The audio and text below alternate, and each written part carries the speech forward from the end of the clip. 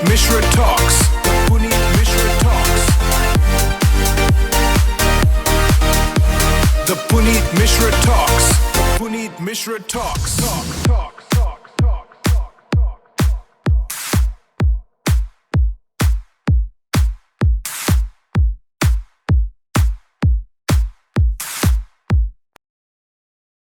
हम अपने आसपास कुछ ऐसे व्यक्तित्व से घिरे होते हैं जहां हम उनसे बहुत कुछ सीखते हैं, बहुत कुछ जानते हैं और कहीं ना कहीं हम उनसे मोटिवेट होते हैं। हम बहुत सारे संस्था को सर्व करते हैं और उस संस्था में भी काफ़ी ऐसे लोग होते हैं जिनसे हम काफ़ी कुछ सीखते हैं। ठीक ऐसे ही आज हमारे बीच एक मदर फिगर जो कि हमारे जेसीआई भुवनेश्वर की हिस्सा हैं, हमारे जेसीआई भुवनेश्वर में एक अहम रोल अदा करती हैं, हमारी मेंटोर हैं, हमारी गार्जियन स्वरूप हैं। जी हाँ, मैं बात कर रहा हूँ हमारे जेसीआई इंडिया की iconic national trainer, Jagannath Rath यात्रा की लाइव कमेंटेटर और बहुत से ऐसे ख्यातियाँ हैं जो वो खुद मैम ही बताएंगी। तो मैं पहले तो आपका बहुत बहुत धन्यवाद मैम, नमस्ते। आप हमारे द पुनीत मिश्रा टॉक्स में आए, क्योंकि बहुत दिन से मैं प्रयास कर रहा था कि आप हमारे इस द पुनीत मिश्रा टॉक्स का हिस्सा बने। काफ़ी दिन से हम इस चीज़ से जूझ रहे थे कि आपका अपॉइंटमेंट कब मिले और फाइनली आप हमारे द पुनीत मिश्रा टॉक्स का हिस्सा बन रहे हैं। सो thank you so much. Podcast की शुरुआत मैं इससे करना चाहूँगा कि बहुत से ऐसे आपकी उपलब्धियाँ हैं जिनको शायद मैं भी याद नहीं रख पाता हूँ, तो मैं चाहूँगा कि आप हमारे ऑडियंस को अपने बारे में बताएं। नमस्कार पुनीत, और अच्छा लग रहा है कि मैं आज द पुनीत मिश्रा टॉक्स का हिस्सा बनी हूँ। वाकई में कई दिनों से इस बात का प्रयास चल रहा था, लेकिन वो कहते हैं ना कि हर काम में ईश्वर की चाह होती है और शायद ईश्वर चाहते थे कि आज हम मिलें। अब आप कह रहे हैं कि मैं अपने मुंह मियां मिट्ठू बनूं। नहीं, आपने जितनी बातें कही है, जी मैं डॉक्टर वेदुला रामलक्ष्मी, डॉक्टरेट किया है हिंदी भाषा और साहित्य में, और साथ ही मनोविश्लेषण में, साइको एनालिसिस में। पढ़ने की इच्छा बहुत रहती है और लगता है कि कुछ ना कुछ सीखती रहूं, पढ़ती रहूं, क्योंकि मेरा मानना है कि ज्ञान का आहरण करना यानी कुछ भी सीखना हो तो उम्र की कोई सीमा नहीं होती। आप उम्र के किसी भी पड़ाव में सीख सकते हैं। तो इसी यात्रा में महाप्रभु की दया से कुछ कुछ छोटी छोटी उपलब्धियां कमाई हैं, जिसमें मास्टर्स इन वैदिक लिटरेचर है, एनएलपी प्रैक्टिशनर हूँ और ऐसी ही छोटी छोटी उपलब्धियां हैं। कोशिश इसी बात की रहती है, या इसके पीछे जो मकसद है उसकी बात अगर मैं कहूँ तो आपने जेसीस की बात कही, और जेसीस का जो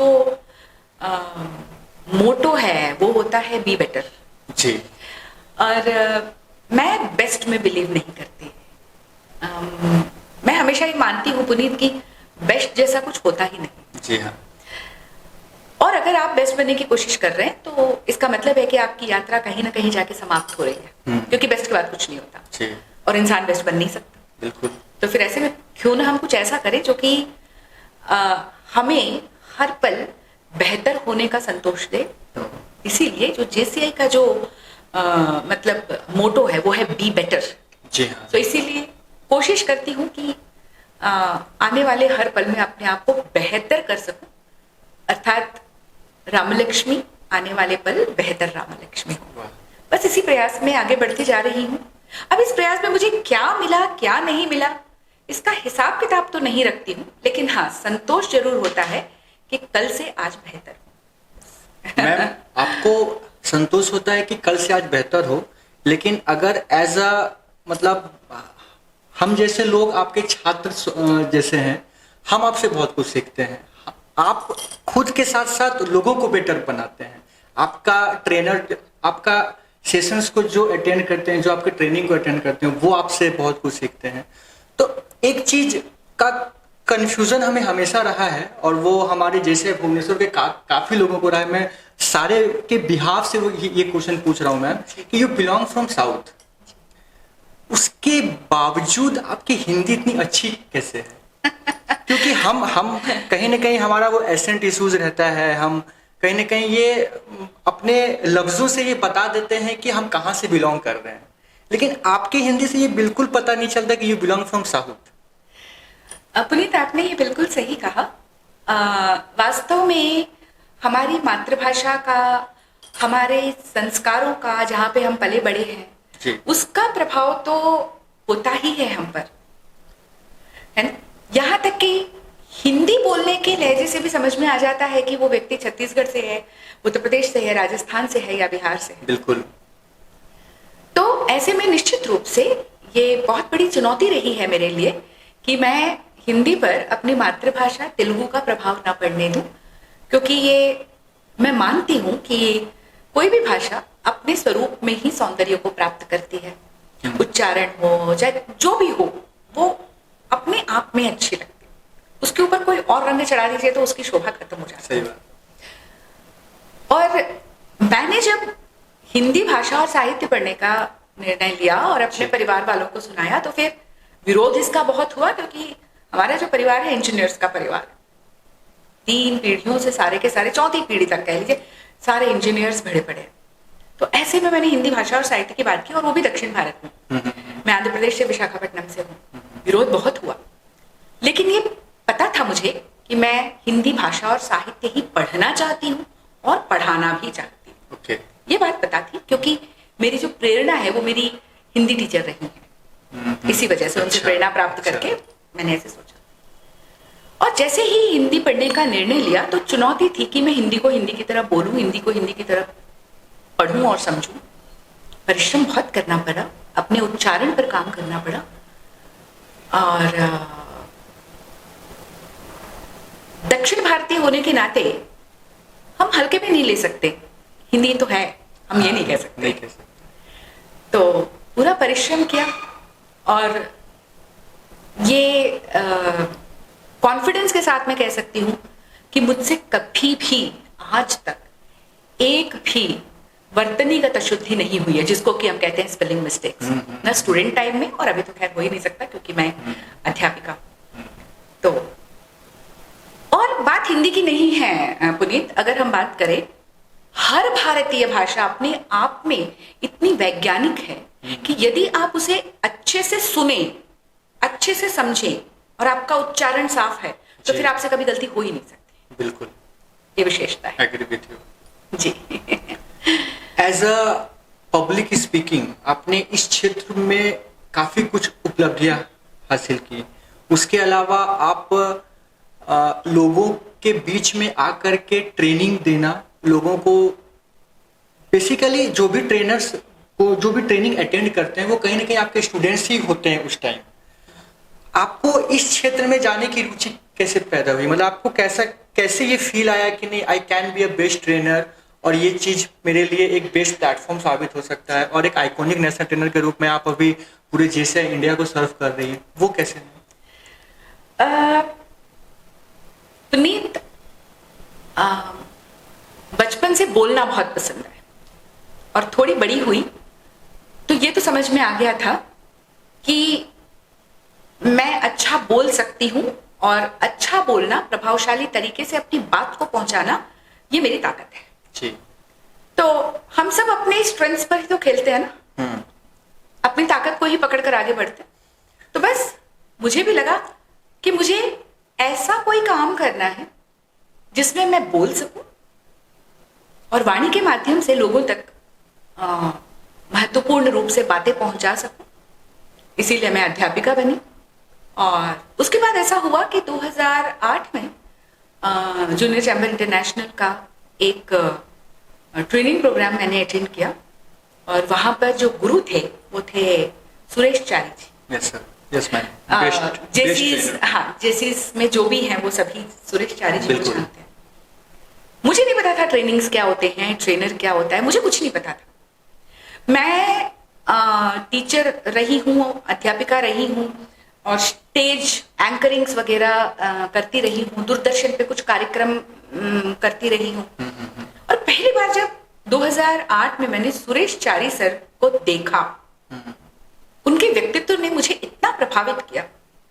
मैं तब जेसिस में नहीं थी, मैंने पूछा, मैं इनवाइटेड थी, मैंने उनसे पूछा कि कौन है, उन्होंने कहा ये सुरेश चारी सर, यहाँ पे किस ओहदे से आए हैं, मुख्य अतिथि नहीं, किस वजह से आपने बुलाया है?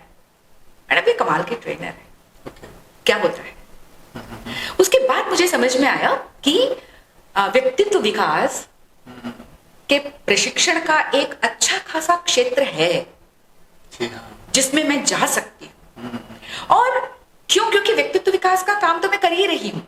अब मैं क्लासरूम में भाषा और साहित्य के अलावा बच्चों के सर्वांगीण विकास के लिए, उनके व्यक्तित्व में निखार लाने के लिए वो सारी बातें बताती ही रही। अब मुझे करना क्या था? उसे क्लासरूम से बाहर निकालकर, अपने छात्राओं से बाहर निकालकर उन लोगों तक पहुंचाना था जिसमें डॉक्टर्स हैं, इंजीनियर्स हैं, हाउसवाइफ्स हैं, बिजनेसमैन हैं, तरह तरह की वयः सीमा यानी एज ग्रुप्स के लोग हैं, उन तक अपनी बात पहुंचानी। Apart from the students. Exactly. तो स्टूडेंट टीचिंग का एक अलग तरीका होता है, ट्रेनर्स का एक अलग तरीका होता है। बस मैंने जेसीस ज्वाइन किया और उद्देश्य यही था कि मुझे एक ट्रेनर बनना है। प्रेरणा मेरी सुरेश चारी सर, जिस तरह से हिंदी अध्यापिका बनने के लिए मेरी हिंदी टीचर रही, और जेसीआई में जितने भी पड़ाव हैं ट्रेनर बनने के वो सब पार करती चली गई, जैसे lab, speech craft, ZTWS, NTTS, JCI presenter, JCI trainer, JCI impact, JCI admin, JCI achieve, ये सारे क्वालिफिकेशन एक के बाद करती चली गई। और फिर उसके बाद शुरू में तो लोग मुझे बुलाना भी नहीं चाहते थे। अच्छा। उनको लगता था कि नई ट्रेनर है, पता नहीं क्या बोल के जाएगी, क्योंकि सब एक्सपीरियंस लोगों को बुलाते हैं। और बहुत रोती थी, बहुत तकलीफ होती थी, क्यों नहीं मुझे बुलाते लोग, बुला के तो देखें, आई मेक एन इम्पैक्ट। लेकिन कैसे मैं समझाऊं, क्योंकि मेरे पास एक्सपीरियंस नहीं था। लेकिन जूनियर चैम्बर इंटरनेशनल ने इतने अच्छे अवसर दिए, आप जैसे इतने अच्छे साथी मुझे मिले कि अब आप जिस आइकॉनिक नेशनल ट्रेनर की बात कर रहे हैं, मैं वहां तक पहुंची हूं। तो इन सभी के सहयोग, बढ़ावे और मोटिवेशन की वजह से, एंड विश्वास कीजिए, जब भी आप किसी के चेहरे में आपकी बातों की वजह से संतोष देखते हैं, चेहरे पर मुस्कुराहट देखते हैं, उनके जीवन में परिवर्तन देखते हैं, तो लगता है सार्थक हो गया मेरा ट्रेनर बनना। जी। हम लोगों ने जेसीआई का बात छेड़ ही दिया है, तो मैं जानना चाहूंगा आपके पूरे जेसीआई की जर्नी को। आप जेसीआई कब ज्वाइन किए, कहाँ ज्वाइन किए, आपने लीडरशिप रोल में कैसे अपने आप को आगे बढ़ाया, फिर आपने आइकॉनिक, फिर आप नेशनल ट्रेनर बने, आइकॉनिक नेशनल ट्रेनर बने, ये जर्नी के बारे में लोग जानना चाहेंगे मैम। जी। मैं जेसीआई की सदस्य कब बनी? जब मैं +2 पढ़ रही थी। अच्छा, काफी पहले। काफी पहले कॉलेज में थी, और जूनियर जेसीस के लिए एक इवेंट कराने हेतु पास्ट नेशनल प्रेसिडेंट के रत्नम सर, जो कि विशाखापट्टनम चैप्टर के तब प्रेसिडेंट थे, एलो प्रेसिडेंट, वो अपने टीम के साथ आए थे। कुछ कॉम्पिटिशन्स उन्होंने करवाए, मैं बड़ी प्रभावित हुई। ये संस्था क्या है? बोले जेसीआई है। उस कंपटीशन में मुझे फर्स्ट प्राइज भी मिला, तो उन्होंने कहा कि चलो जेसीआई जूनियर जेसीस ज्वाइन करो। मैंने ज्वाइन कर लिया, लेकिन क्योंकि वो 11वीं या 12वीं, मुझे याद नहीं है किसी वर्ष में थी मैं, और तब पिताजी ने मीठी मीठी डांट लगाई कि अब पढ़ाई वगैरह छोड़ के बस यही सब काम करते रहा करो। और फिर मुझे लगा कि हाँ, पढ़ाई छोड़ के मैं सब नहीं कर सकती, और मैंने छोड़ दिया। अच्छा। उसके बाद बड़े लंबे अवसर के बाद, सुरेश चारी सर को देखने के बाद, फिर मैंने जेसीआई ज्वाइन किया। और ज्वाइन करने के बाद, जैसे मैंने कहा कि ट्रेनर बनना था मुझे, लेकिन ट्रेनर बनने के लिए कुछ सीनियर्स ने ये सजेस्ट किया कि आप एक बार लोम प्रेसिडेंट बनिए। ओके। क्यों? क्योंकि उससे आपके ट्रेनिंग्स में क्या कहेंगे हम उसको, ट्रेनिंग्स आपकी सध जाएंगी। क्यों? क्योंकि एज अ प्रेसिडेंट इतने सारे लोगों के साथ काम करते हुए, आप भी प्रेसिडेंट रहे हैं पुनीत, अभी तो आप इमीडिएट पास्ट प्रेसिडेंट रहे हैं, तो फिर ऑब्वियसली इतने आप जानते हैं कि कितने नेगेटिव लोगों को संभालना होता है, कितने लोगों को ब्रिज करना होता है, अनएक्टिव मेंबर्स होते हैं उनको मोटिवेट करके एक्टिव करना होता है। It's not a easy responsibility. अलग अलग तरह के लोगों को आपको डील करना होता है। ट्रेनिंग में क्या करते हैं वही तो करते हैं। बिल्कुल। तो मुझसे ये कहा गया कि तुम लीडरशिप में आगे मत बढ़ो, लेकिन अच्छा ट्रेनर बनने के लिए कम से कम 1 साल के लिए प्रेसिडेंटशिप कर लो। अच्छा जी, तो मैंने 1 साल प्रेसिडेंटशिप कर ली। अब उसके बाद इन द ईयर 2011। ओके। उसके बाद मेरे को वो जो ब्लैक कलर का मतलब ब्लेजर, वो पिन, वो डाइस को बैठना, थोड़ा उसका नशा चढ़ गया। आप समझ सकते हैं इस बात को बहुत अच्छे से, हर प्रेसिडेंट समझ सकता है। बिल्कुल। तो मुझे लगा कि मुझे आगे बढ़ना है। मैंने अपने सीनियर से बात की। उन्होंने कहा कि देखो वेदुला, हम चाहते हो तुम ट्रेनिंग में आओ, लीडरशिप कहाँ? कहा कि 1 साल के लिए। तब मैं जोन फैकल्टी चेयरपर्सन बनी। बाकायदा उसके लिए मैंने एक ब्लेजर सिलवाया, पहन के डाइस के ऊपर बैठी, पिन वगैरह लगाया, ZFC चेयरपर्सन। एंड वो सच में बहुत अलग एक्सपीरियंस था। लेकिन उसके बाद मैंने लीडरशिप को प्रणाम किया और मैं पूरी तरह से ट्रेनिंग में आ गई। ओके। क्यों? क्योंकि ट्रेनिंग्स के फील्ड में लीडर बनना और लीडर्स को तैयार करना, ये कम बड़ी जिम्मेदारी की बात है। ये उससे भी बड़ी जिम्मेदारी की बात है। बिल्कुल। तो मैं फुल टाइम ट्रेनर बन गई और ट्रेनिंग्स के एरिया में JCI इंडिया के जितने भी नेशनल लेवल के ट्रेनिंग प्रोग्राम से, चाहे वह स्पीच क्राफ्ट हो, ZTWS हो, जास्मिन हो, कुमार हो, एंट्रिपल TS हो और अभी नालंदा हो, सब में फैकल्टी बनने का अवसर महाप्रभु देते रहे हैं। बिल्कुल। और कोशिश करती हूँ कि लोगों के चेहरों पर मुस्कान ला सकूं। मैम, आप सुरेश चार्लिस सर को देख करके आपके अंदर ये इच्छा हुई कि you can be A JCI member और JCI ट्रेनर। जी। हम JCI में एज ए मेंबर तो इन्वॉल्व हुए, बट JCI में इन्वॉल्वमेंट आपके सेशंस के बाद हमारे अंदर आई थी। टू बी ऑनेस्ट, हमने जब JCI ज्वाइन किया बाय द हेल्प ऑफ जो हमारे इंडक्टिव मेंबर थे, वो थे हमारे पास्ट प्रेसिडेंट जैसे रंजीत साहू जी। अच्छा।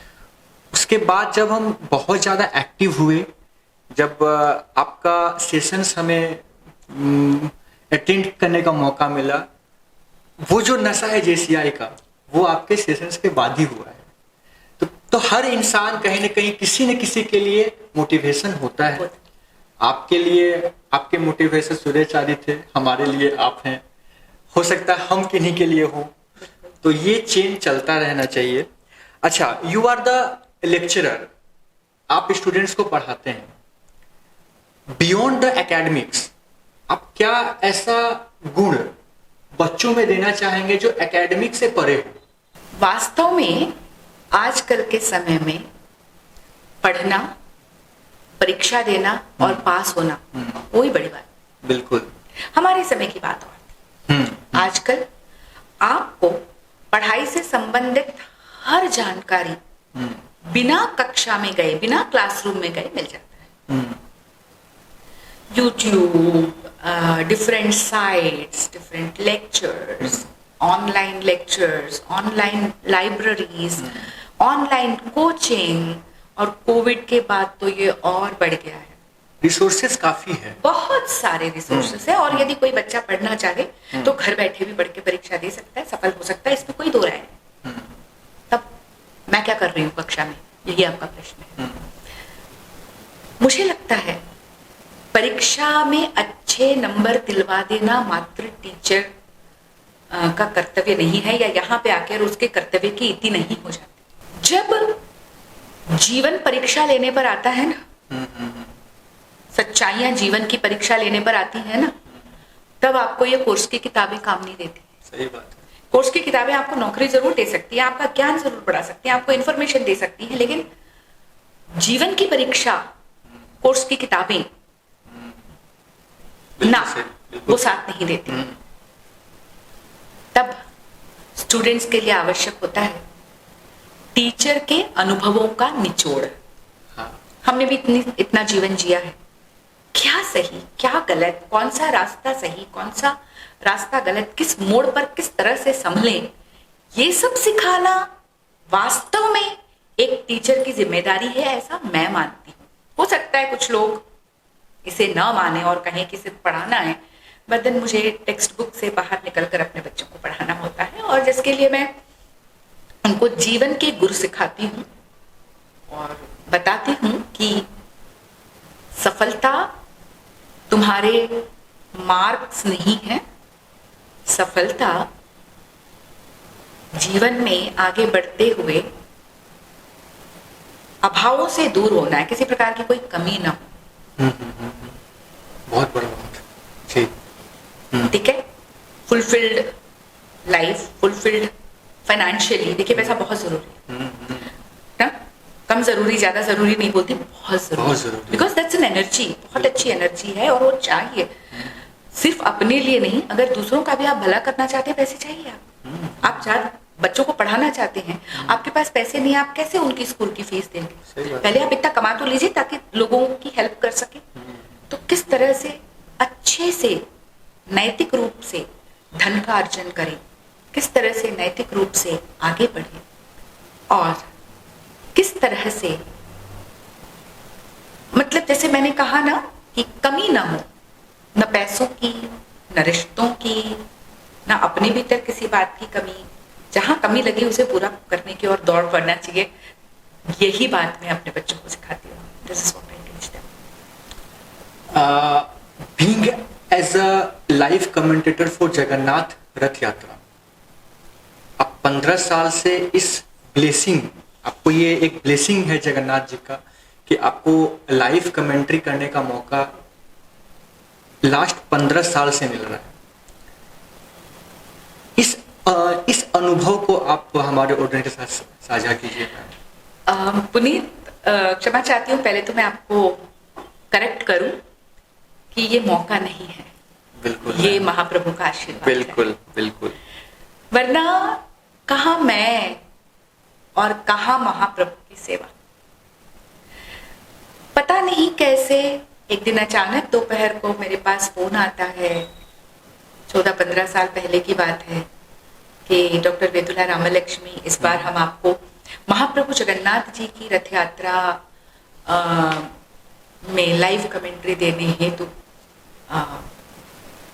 आमंत्रित कर रहे हैं, क्या आप आ सकती हैं? अच्छा, ये कब का बात है?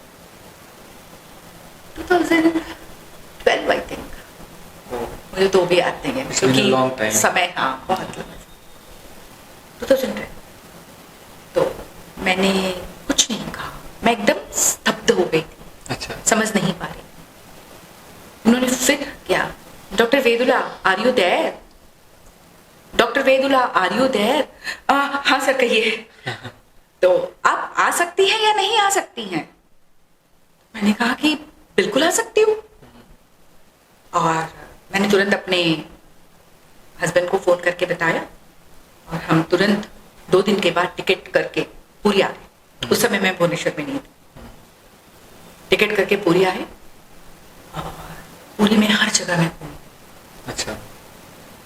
महाप्रभु जगन्नाथ जी से संबंधित पंचतीर्थ घूमे, पंच महादेव मंदिर घूमे, महाप्रभु का मंदिर पूरा चप्पा चप्पा देखा, और 4 दिन में रह गई पूरी में, रम गई मैं पूरी में। आस पास के मठ देखे, गुंडीचा मंदिर गई, सब कुछ देखा, नोट्स बनाए जमके, बहुत सारे लोगों से मिली, नोट्स बनाए जमके, पोथी तैयार कर ली, इंटरनेट, यूट्यूब वीडियोस, तब तक इतना नहीं था बट थोड़ा बहुत तो था, सब बनाया, और वो सब लेकर मैं आ गई बैठ के। अब मैं पढ़ूंगी। लेकिन पुनीत, मैं आपको बताऊं, महाप्रभु की सेवा आपके तैयारियों पर निर्भर नहीं करती, आपके भाव पर निर्भर करती। करेक्ट। अब मैं नौसिखिया पहली बार, और किताब को खोल के बैठी और उसे देख देख के बोल रही हूँ। I was very technical, I was not emotionally connecting with him, I was technically going. जो स्क्रिप्ट है उसको मैं पढ़ रही हूँ, जो सामने सीन आ रहा है उसको देख रही हूँ, स्क्रिप्ट को पढ़ रही हूँ, दोनों को बराबर मैच कर। मेरे साथ के एक कमेंटेटर हैं जिन्होंने कई लंबे वर्षों तक कमेंट्री की है, महाप्रभु की वाक सेवा की है। मैं जब आके बैठी 2-3 बार करने के बाद, उन्होंने बोला, वेदुला जी एक बात कहूं? मैंने कहा हाँ कहिए। तो उन्होंने कहा कि वेदुला जी आप इसे एक ड्यूटी समझकर मत कीजिए, आप ये मत सोचिए कि मैं कितना सारा इंफॉर्मेशन दे पा रही, आप सरेंडर कर दीजिए, अच्छा, सर्वस्व समर्पण, और तभी जाके आप कर पाएंगे। उसके बाद जब मेरी बारी आई तो मैं वहां पर बैठी और बोलने के पहले आंखें बंद करके मैंने समर्पण किया और मैंने कहा, महाप्रभु, हम ऐसे माइक पकड़ कर कहते हैं, मैंने कहा मुझ में और इस निर्जीव माइक में कोई अंतर नहीं है। इसका काम है आवाज को पहुंचाना, मेरा भी काम है आवाज को पहुंचाना। मैं क्या बोलूंगी, क्या सोचूंगी, क्या मेरे भाव होंगे, क्या अभिव्यक्ति होगी, भाषा कैसी होगी, कितनी सही होगी, क्या होगा, वो सब कुछ मैं तुम्हारे ऊपर डालती हूँ। अच्छा, यहां मैं अपना ज्ञान तो नहीं बघार सकती कि मैं डॉक्टरेट हूं हिंदी लिटरेचर, नहीं कर सकती। सही बात है। वो इस पूरी सृष्टि के डॉक्टरों का भी डॉक्टर है। हाँ, बिल्कुल बिल्कुल। और उसके बाद बस मैं देखती गई और बोलती गई, और विश्वास कीजिए पुनीत, वो जो अनुभव है ना, वो मैं बयां नहीं कर सकती। वो गूंगे के गुड़ के समान है। गूंगा गुड़ तो खा ले, लेकिन बताए कैसे कि कितना मीठा है। कितना मीठा है। हाँ, सही बात। ये स्थिति है। उसके बाद से महाप्रभु लगातार मुझे ये अवसर दे रहे हैं, उनकी वाक सेवा करने को बुला लेते हैं, और मैं अकिंचन दौड़ी चली जाती हूँ क्योंकि उनका ब्लेसिंग है। और अभी महाप्रभु के ऊपर एक सीरीज भी कर रही हूँ, अच्छा, जो कि जय जगन्नाथ धाम एक चैनल है, जिस पर हर रविवार को सुबह 8:30 बजे और रात के 8:30 बजे आता है। जगन्नाथ संस्कृति में परिवार विषय के ऊपर मैं बोल रही हूँ। ओके। महाप्रभु जगन्नाथ किस तरह से अपने सभी संबंधों का निर्वाह कर रहे हैं, उसके सौंदर्य की बात वहां भी यही है। वो बुलवाते हैं, बोलती हूँ, मैं सिर्फ ये माइक्रोफोन को पुनीत निर्जीव, बस ये है कि ये सांस नहीं ले रहा, मैं सांस ले रही हूँ। बाकी सब जो कुछ मुझसे होकर जा रहा है वो उनके द्वारा हो महाप्रभु रहा है। की दया है, और कुछ मैम, लाइव कमेंट्री ये एक ऐसा ब्लेसिंग है जो कंटिन्यू आप 15 साल से निभा रहे हैं जी। और हमारे जैसे व्यूअर्स जो पूरे साल, मतलब जब से हम जगन्नाथ रथ यात्रा को समझ रहे हैं, हम सुबह में टीवी खोलते हैं डीडी नेशनल और आपके कमेंट्री को हम पूरा सुनते हैं। ये हमारे लिए बहुत बड़ा बात है कि हम आपके साथ अपना पॉडकास्ट साझा कर रहे हैं, आप एज ए गेस्ट आए हैं। ये मेरे लिए बहुत बड़ी बात है क्योंकि जगन्नाथ जी का कृपा जैसे आप पर है, पूरे लोगों पर है, और कहीं न कहीं आप उसका जरिया बनते हैं कि लोग आपके द्वारा जगन्नाथ जी के बारे में डीपली जान पाते हैं, उनके पूरे मतलब जो व्यवस्था है उस पूरी चीज़ों को जान पाते हैं। फिर से आते हैं पब्लिक स्पीकिंग पे, जो कि आपका बहुत ही इंटरेस्टिंग क्षेत्र है फॉर द बिगिनर्स, जो कि just as a public speaking अपने कैरियर को स्टार्ट किए हैं। आप उनको क्या सीख देना चाहेंगे कि वो एक अच्छा स्पीकर बन करके आए? पब्लिक स्पीकिंग के लिए यदि मैं कहूँ पुनीत, तो सबसे जरूरी बात यह है कि आप पब्लिक स्पीकर बनना चाहते हैं। यदि हाँ, तो आपको अभ्यास करना होगा, रियाज करना होगा। जिस तरह से एक संगीतकार, एक गायक रियाज करता है ताकि सही जगह पर उसके सही सुर पड़े, वो कहीं बेसुरा ना हो, और जब वो गाए तो वो गायन जो है, वो गीत जो है, सुनने वाले को अत्यंत आह्लादित करे। पब्लिक स्पीकिंग भी वैसा ही है। आपको रियाज इतना करना होगा कि सुरों की तरह सही शब्द पड़ जाए, भाव सही पड़ जाए, और आपकी बात में वो वजन आ जाए कि सामने वाला उससे प्रभावित हो जाए। जी। अब इसके लिए कुछ चीजें हैं जो बहुत ज्यादा जरूरी है। भाषा के ऊपर आपका अधिकार होना चाहिए, आपके विचार बिल्कुल सधे हुए होने चाहिए, बिल्कुल साफ, क्लैरिटी उसमें होनी चाहिए, एकदम शीशे की तरह एकदम साफ। और उसके बाद, और वो स्पष्टता तभी आएगी जब आप लगातार पढ़ते रहें, लगातार ज्ञान का आहरण करते रहें। यह अत्यंत आवश्यक है, उससे ज्यादा जरूरी है आप एक अच्छे श्रोता बने। बिल्कुल सही बात। क्योंकि मैं ये मानती हूं पुनीत, हम बोलते वही हैं जो हम जानते हैं। जी। ठीक है जी। सीखेंगे कब? सुनकर। और इसीलिए एक अच्छा वक्ता होने के लिए सबसे पहले एक अच्छा श्रोता होना जरूरी है, और उसके बाद इच्छा है और ये सारी चीजें हैं तो फिर स्टेज के ऊपर खड़े होने का डर, और उसके बाद किस तरह से अपने आप को ग्रूमिंग करनी है, आपका वॉइस किस तरह से होना चाहिए, ये सारी चीजें सिखाने के लिए हम हैं ना। इन सब के लिए टेक्निकल चीजें सिखाने के लिए हम हैं, ट्रेनर्स हैं, और आपको ट्रेन कर देंगे। जी। Being a teacher, being a leader, being a public speaker और being a live commentator for Rath Yatra, कौन सा ये चारों चीजों को आपने बहुत ही अच्छे से मैनेज किया? अगर आप मेरे से पूछेंगे तो बीइंग अ एंटरप्रेन्योर और एज अ लीडर, कहीं ना कहीं कोई ना कोई क्षेत्र हमसे छूट जाता है। अगर हम अपने प्रोफेशन पे ध्यान देते हैं तो हमारा पर्सनल लाइफ कहीं ना कहीं थोड़ा सा इम्बैलेंस होता है। आप इन चारों चीजों को काफी शिद्दत से और काफी बैलेंसिंग वे में मैनेज करते हैं, ये कला कैसे मैम? धन्यवाद पुनीत, आप ऐसा समझते हैं, लेकिन मैं नहीं समझती कि मैंने पूरी तरह से मैनेज कर लिया है। हाँ, प्रयास कर रही हूँ, और शायद आपको मेरा वो प्रयास दिख रहा है। जी हाँ। क्यों? क्योंकि अभी भी मुझे लगता है कि मैं सीमित हूँ, मुझे अपनी सीमाओं को तोड़ना है, मुझे और आगे बढ़ना है। पुनीत, मैं वो दिन देखना चाहती हूँ जब कहीं पर मेरा व्याख्यान हो, कहीं पर मेरी बात चलनी हो, बात करने का अवसर मुझे मिल रहा हो, तो जब लोग सुने कि डॉक्टर वेदुला आ रही हैं, चाहे वो महाप्रभु जगन्नाथ जी के प्रभु वचन कहने के लिए हो, या मोटिवेशनल स्पीकर के रूप में हो, ट्रेनर के रूप में हो, जिस दिन लोग ये सोचे कि doctor Vedula, we can't afford to miss her, we can't afford to miss her lecture और हर प्रभु वचन और हर ट्रेनिंग प्रोग्राम, मैं वो दिन देखना चाहती हूँ। मैं वो दिन तो हम लोग देख रहे हैं। वही तो मैं कह रही हूँ ना कि मुझे सीमाओं को और बढ़ाना है और आगे बढ़ना है। अब अभी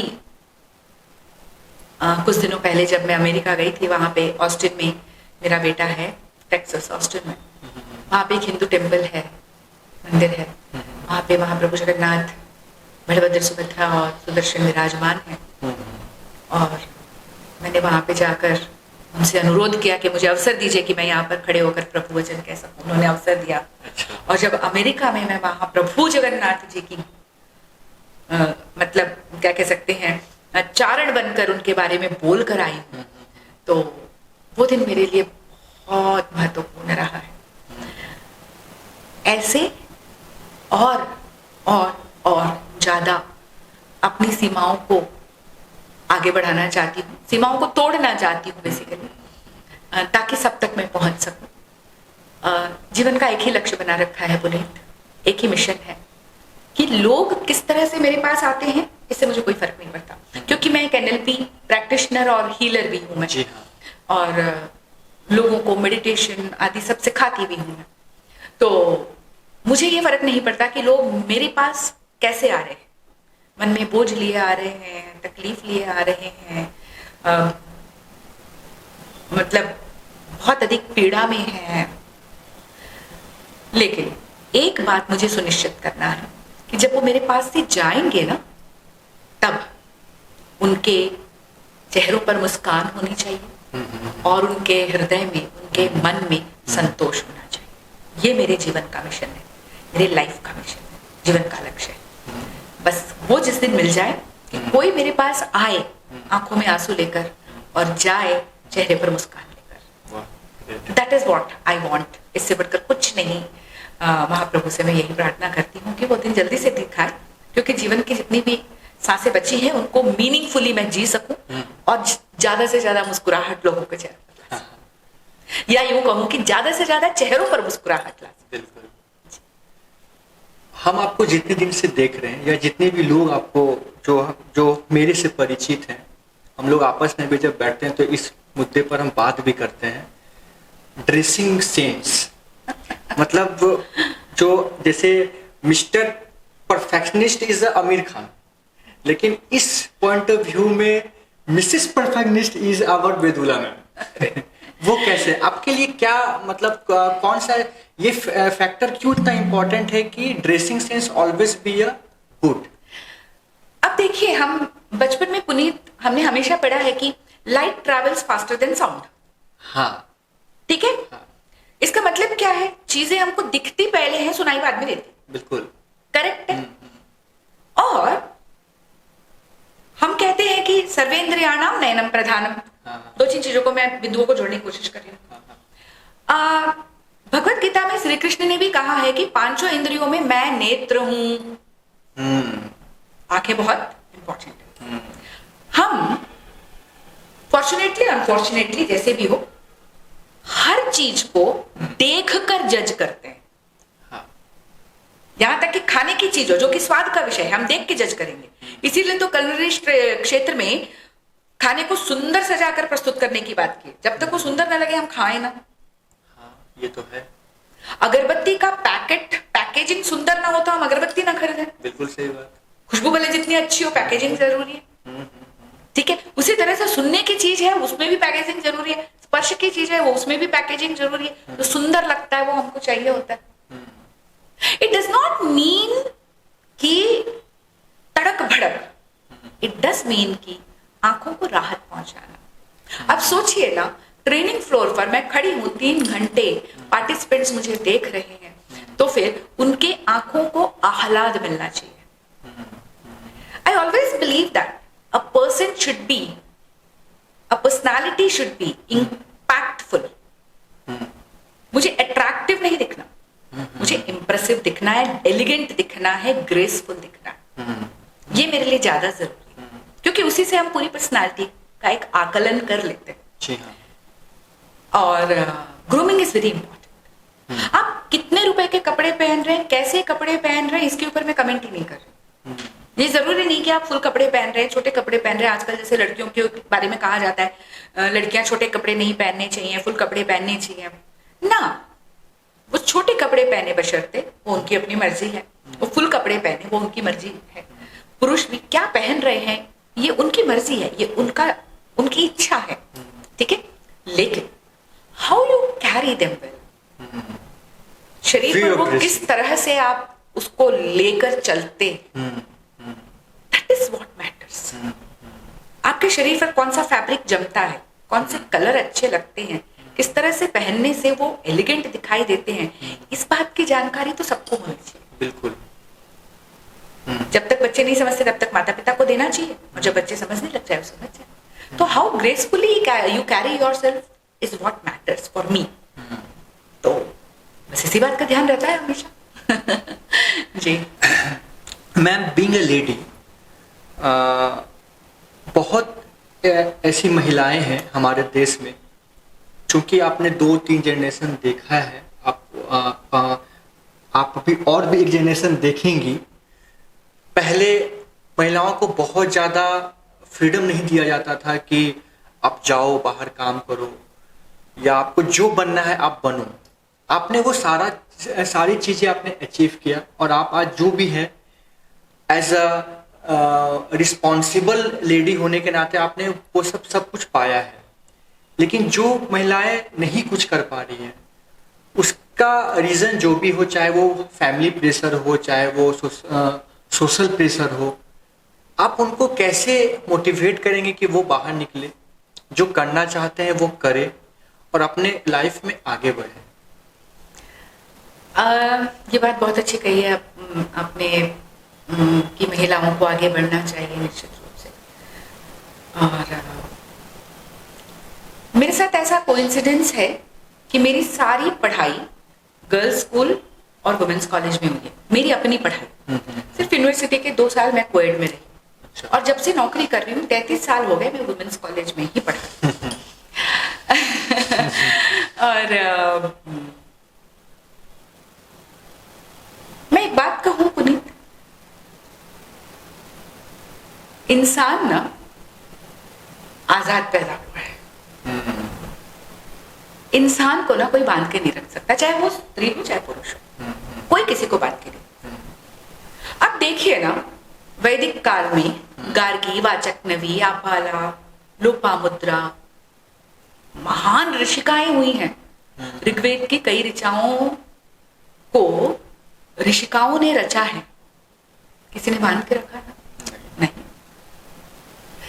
विशेष करके भारत के संदर्भ में अगर हम कहें तो हर युग में हर समय ऐसी महिलाएं हुई हैं जिन्होंने